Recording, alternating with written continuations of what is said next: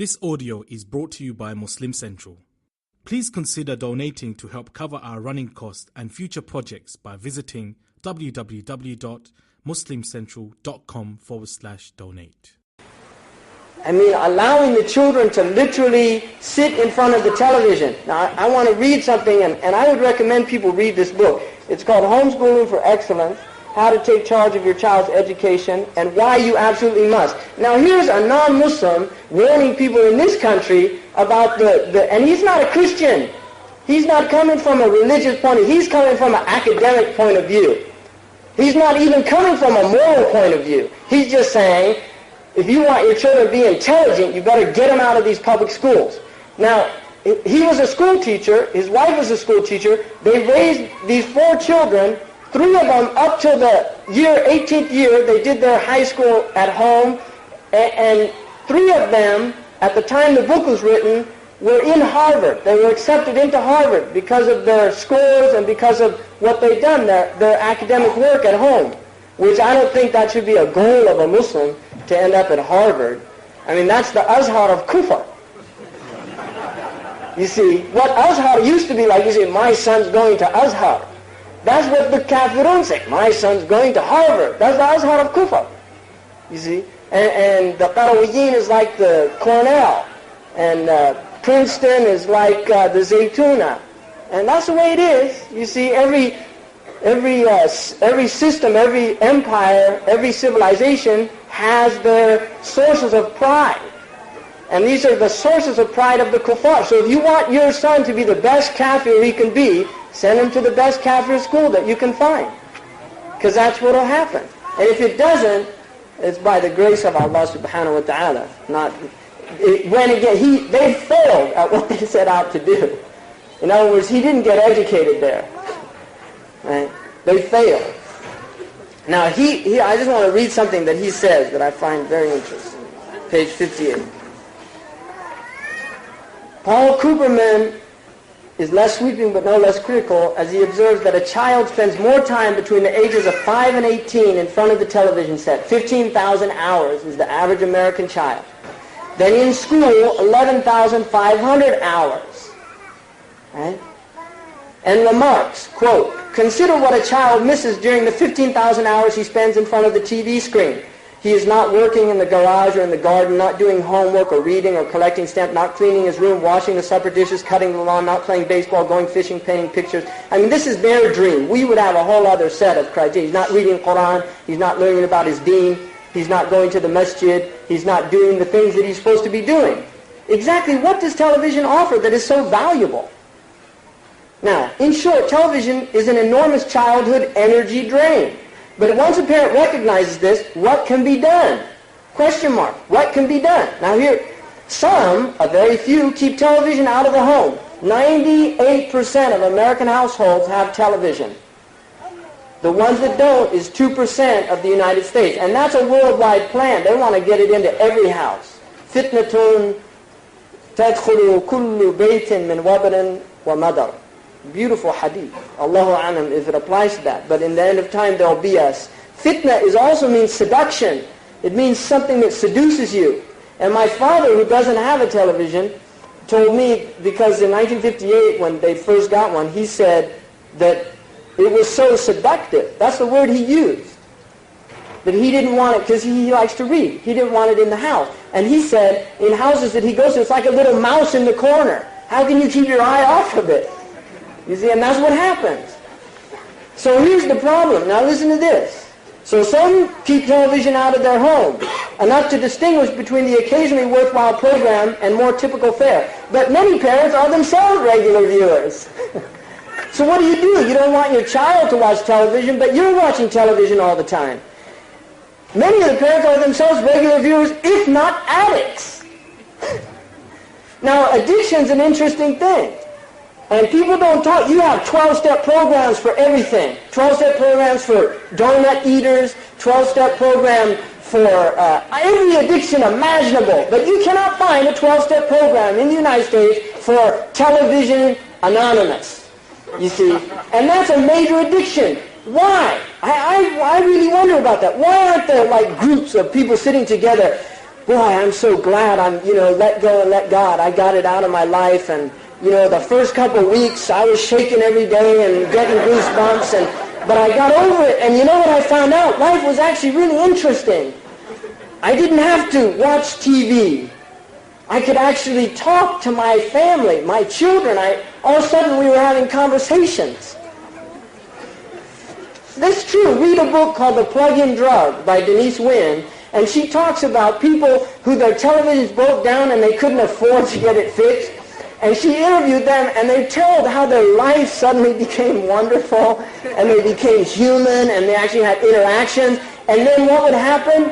When they got money, they'd get it fixed, and they'd see themselves go back to the old way of life. It's amazing. Human beings are incredible creatures, really. The more you think about it, the more amazed, ajaban. That's all you can say. We are amazing creatures. But many parents are themselves addicts and find it difficult to impose restrictions on their children in the light of their own habits. You see, in other words, if you're addicted, how can you tell your child, go do your homework? He doesn't see you reading a book. Why aren't you reading the Quran?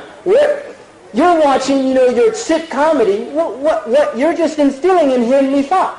That's all. That's all you're doing. One solution is to undergo a program of gradual withdrawal. See, that's what you have cold turkey. Right? You have cold turkey where they lock the addict up in a hotel room and he bangs on the door. You take the television out, smash it, and they'll flip out and go through all these. And then the other one is gradual withdrawal, which is easier on the system.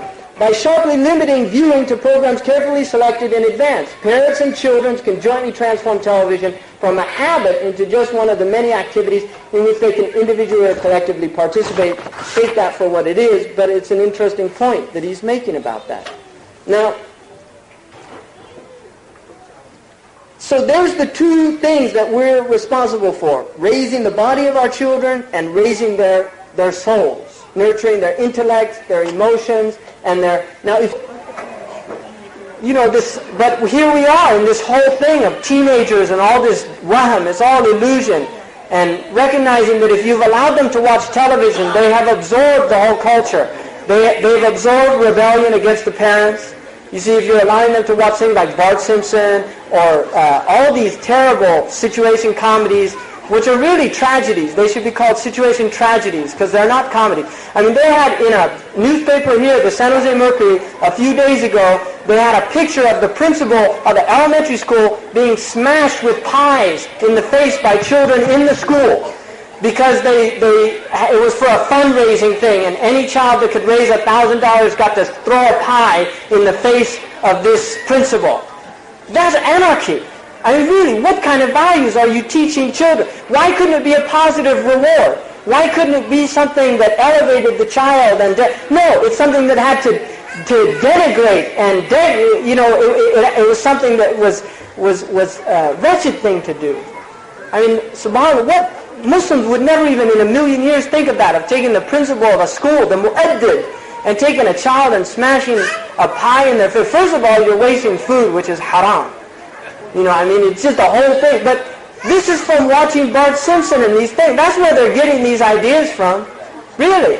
That's where they get it from.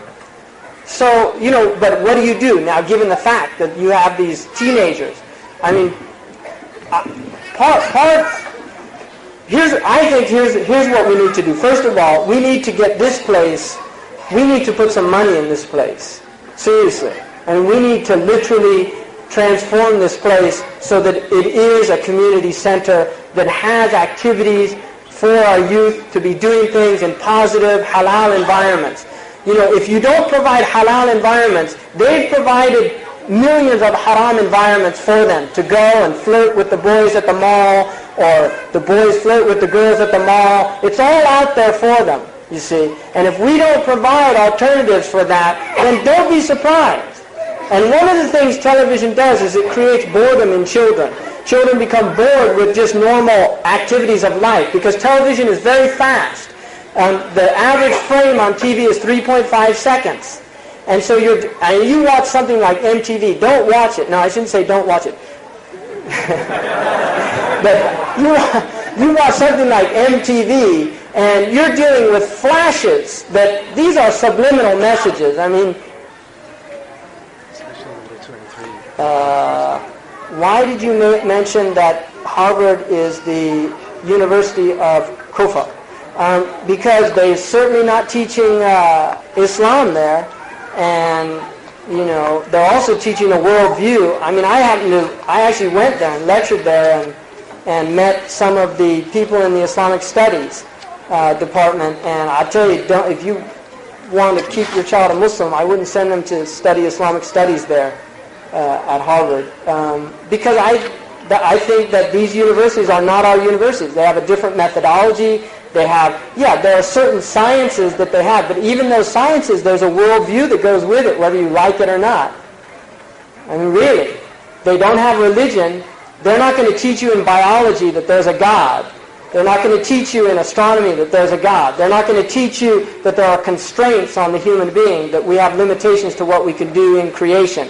I mean, Yusuf, he's finishing his PhD at Stanford. I have in science. What do you feel? I mean, devoid of anything having to do with Allah. Yeah, I think that's the experience of people that go through it. That it has nothing to do with Allah, and what we call something that has nothing to do with Allah, I call that kufr. And people, maybe you want to send your son to Harvard. That's your problem, not mine. This one that you have.